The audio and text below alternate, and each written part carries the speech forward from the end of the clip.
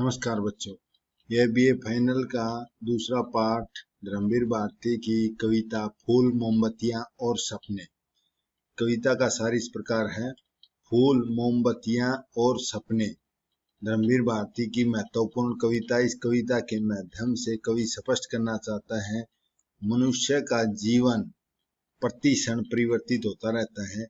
मनुष्य के जीवन में छोटी छोटी वस्तुओं का उतना ही महत्व है जितना बड़ी घटनाओं का, उतना ही छोटियों का महत्व उतना ही बड़े का। आदमी कभी सुखी होता है तो कभी दुखी होता है। मनुष्य जीवन में प्रयुक्त होने वाली सभी चीजें सच है। कवि स्पष्ट करता है कि ये समाधियों पर चढ़ाए गए फूल, जलाई गई मोमबत्तियां, ये नष्ट हुए या असफल हुए सपने, ये पागल कर देने वाले क्षण नित्य एक से हैं और निरस भरे कामकाज। यानी जीवन में कभी फूल है उल्लास का, खुशी का, और मोमबत्तियां कब जलाई जाती हैं? जलाई हुई मोमबत्तियां, यानी कोई आदमी नष्ट होता है तब मोमबत्तियां जलाई जाती हैं।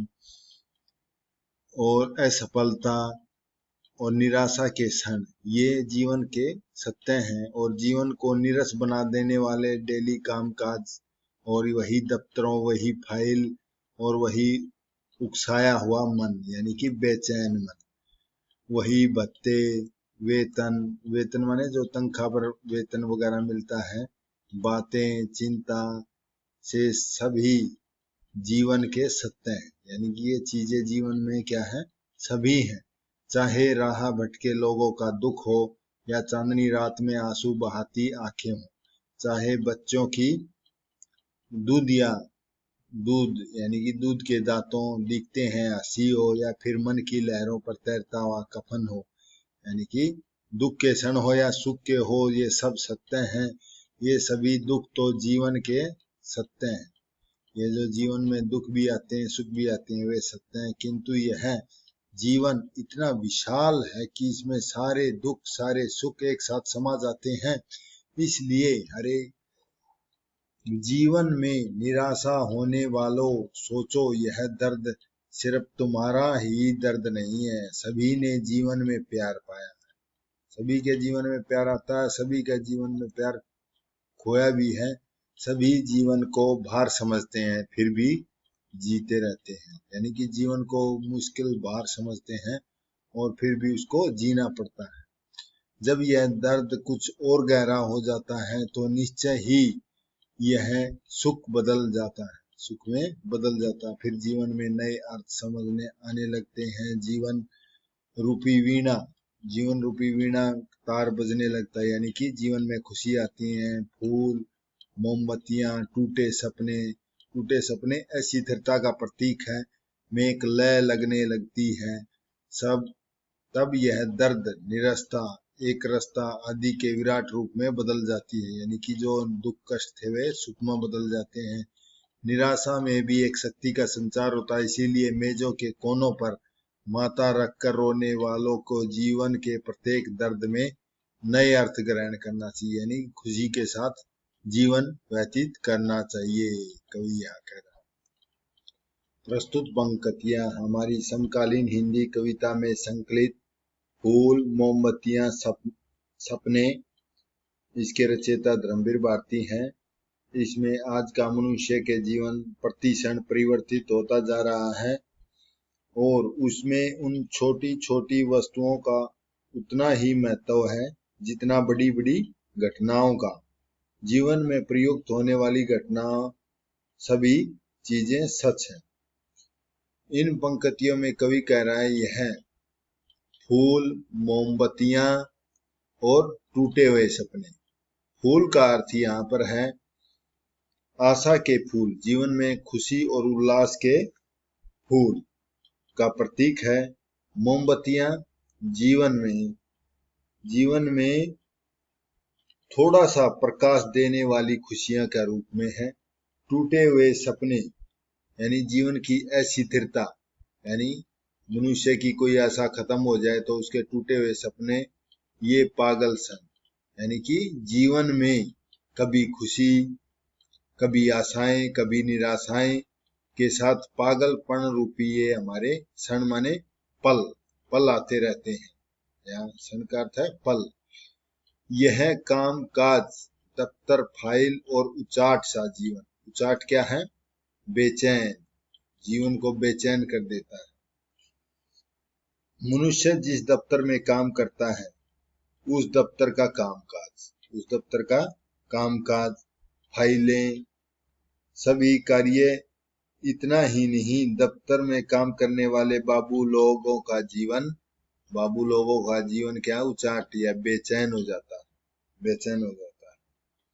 उनको मिलने वाला भत्ता और वेतन, वेतन माने तनख्वाह, भत्ता, वेतन के ऊपर, वेतन के अतिरिक्त किसी विशेष व्यय की पूर्ति के लिए धन मिलता है, उसे भत्ता बोलते हैं। ये सब सच है, यानी कि जीवन में ये भत्ता जो काम काज है ये सब सच है। इसमें रत्ती भर भी न किसी से कोई कम है। अंधी गलियों में पथ भ्रष्टों, पथ भ्रष्टों माने मार्ग से विचलित हो जाना, मार्ग से अलग चला जाना। मनुष्य जीवन को यह निरस्ता, उबाऊपन, असफलता आदि रत्ती भर भी किसी से कम नहीं है। यानी कि मनुष्य के जीवन में कभी खुशी आती है तो कभी निराशा आती है, कभी उबाऊपन, कभी असफलताएं में रति माने थोड़ा हावी, थोड़ा सा भर किसी से कोई कम नहीं है। सभी मनुष्यों के जीवन में ये असफलताएं, खुशियां, बेचैनी सबके जीवन में आती है। अंधी गलियों, आगे कह रहे हैं अंधेरी गलियों में आदमी भटकते कदम चांदनी में नहाए हुए प्रकाश के। आदमी क्या है? अंधी गलियों में पथ भ्रष्ट होकर के गलत रास्ते पर चला जाता है। और दूसरी तरफ चंद्रमा की छाया में भर भर के आने वाली आंखों की नमन, यानी कि चंद्रमा से नहाए हुए आकाश के नीचे, यानी चंद्रमा की रोशनी पड़ती है आकाश में और उसके नीचे मनुष्य अपनी निराशा रूपक जीवन में रोता रहता है। नम आंखों माने आंखों, नंबर माने आंखों में आंसू बहते रहते हैं। और बच्चों की सी दूधिया हंसी या मन की लहरों पर उतारते हुए कफन, ये सब सच है। यानी मनुष्य के जीवन में कभी रोता रहता है तो कभी बच्चों की दूधिया जैसी हंसी, बच्चों में निश्चल उज्जवल हंसी आती है, उन्हें किसी चीज का भय नहीं होता। और मन की लहरों पर उतरते हुए कफन, यानी कि बूढ़े आदमी मर जाते हैं तो उन पर कफन लगाया जाता है। तो ये सब पूर्णतः क्या है? सब सच है। जीवन में खुशी भी आती है, गम भी आती है, प्रतिपल बदलता रहता है, यह कहना चाह रहा है कवि। प्रस्तुत पंक्तियां धर्मवीर भारती इसमें कहता है कि जीवन है कुछ इतना विराट, विराट माने विशाल, और व्यापक, व्यापक माने फैला हुआ। जीवन इतना बहुत लंबा है, व्यापक और विशाल है। इसमें सबके लिए है, सबके लिए जगह है, इसमें सबके लिए जगह है और सबका महत्व है। जीवन इतना विराट है, इसमें खुशियां भी आती हैं और दुख भी आते हैं। इसमें अपने लोग भी आते हैं जिनसे प्यार प्रेम के साथ रहते हैं और वे बिछड़ भी जाते हैं। ओ मेजों की कोरों पर, कोरों माने कोनों पर माथा रखकर रोने वालों, यह दर्द तुम्हारा ही नहीं सिर्फ यह सबका है। तो जब उनके अपने प्रिय या प्रेमिका बिछुड़ जाते हैं तो मेज के कोनों पर माथा रखकर आदमी रोने लगते हैं।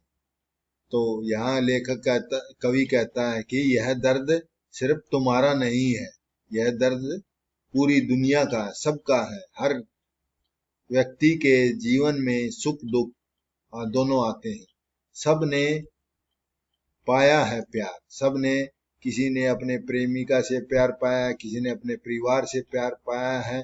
जब वो गुजर जाते हैं तो सभी ने इस प्यार को खोया है, यानी कि उनके प्रियजन उनसे बिछड़ जाते हैं। सबका जीवन है भार, यानी जब उसके प्रिय बिछड़ जाते हैं तो जीवन भार हो जाता है, भार, एक किस्म से दर्द रूपी बेचैन होकर सब जीते हैं, जीवन को भार रूपी लेकर के जीते हैं। आगे कह रहा है बेचैन न हो, बेचैन न हो, यह दर्द अभी कुछ गहरे और उतरता है।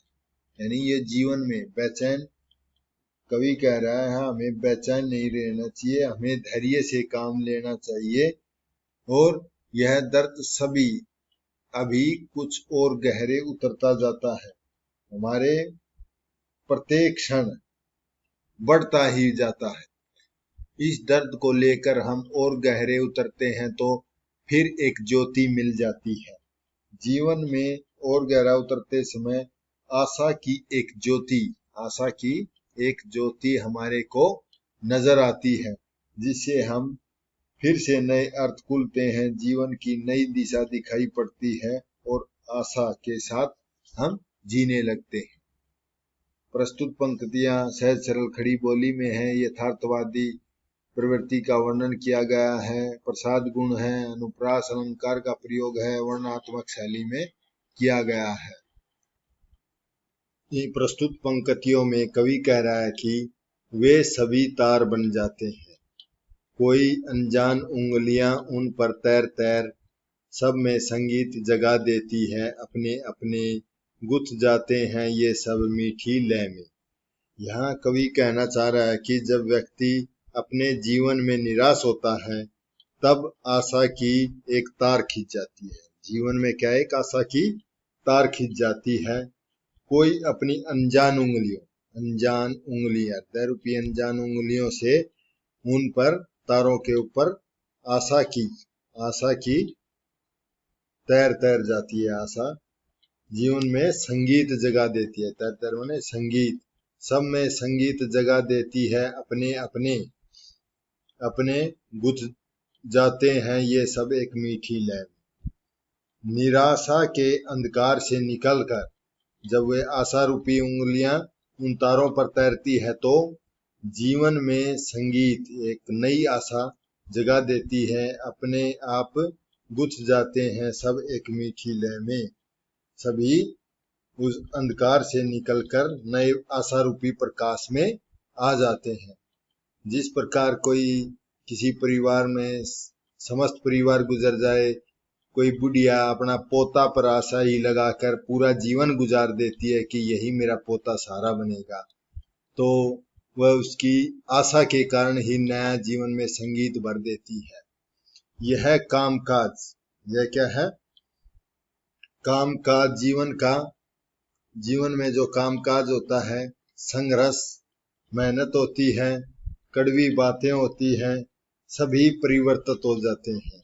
ये फूल जीवन की आशाएं और मोमबत्तियां रूपी थोड़ा सा सुख, प्रकाश देने वाला सुख, और टूटे हुए सपने, टूटे मतलब निराशा और दुख के, यह दर्द विराट जिंदगी, विराट माने विशाल जिंदगी में होता है परिणत।